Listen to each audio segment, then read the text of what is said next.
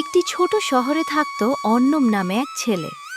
অর্ণব খুবই বুদ্ধিমান ছিল, কিন্তু একটা বড় সমস্যা ছিল, সে সবসময় কাজ ফেলে রাখত। অর্ণব, আগে পড়া শেষ করো, তারপর খেলতে যেও। এই তো করছি মা, একটু পরে করব।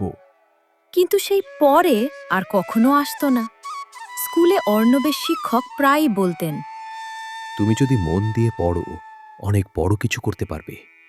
কিন্তু অর্ণব কাজ জমিয়ে রাখত, হোমওয়ার্ক শেষ করত না, প্রজেক্ট সময় মতো দিত না। বন্ধুরা ধীরে ধীরে তাকে এড়িয়ে চলতে শুরু করল, কারণ সে কখনো দায়িত্ব ঠিকমতো পালন করত না।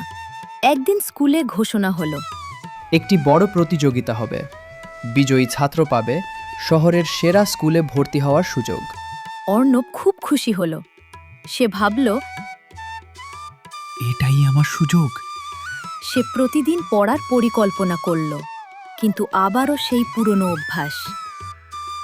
আজ না, কাল থেকে শুরু করব। দিন কেটে গেল, পরীক্ষার আর মাত্র 3 দিন বাকি। অর্ণব তখন বুঝল সে কিছুই ভালোভাবে প্রস্তুতি নেয়নি। সে রাত জেগে পড়তে চেষ্টা করল, কিন্তু মাথায় কিছুই ঢুকছিল না। পরীক্ষার দিন এসে গেল।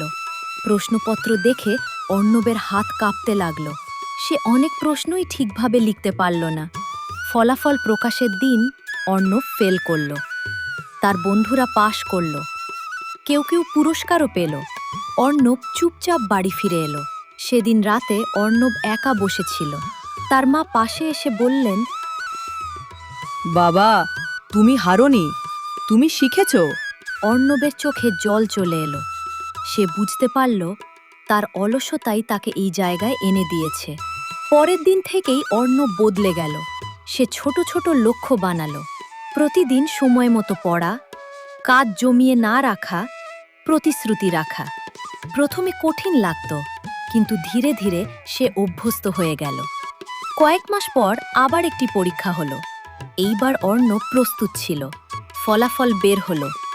অর্ণব ক্লাসে প্রথম। শিক্ষক বললেন, এই হলো আসল পরিবর্তন। বন্ধুরা আবার তাকে সম্মান করতে শুরু করল।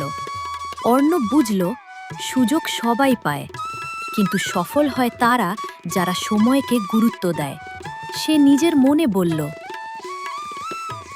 এটাই আমার সত্যিকারের শেষ সুযোগ ছিল, এবং আমি সেটা কাজে লাগিয়েছি।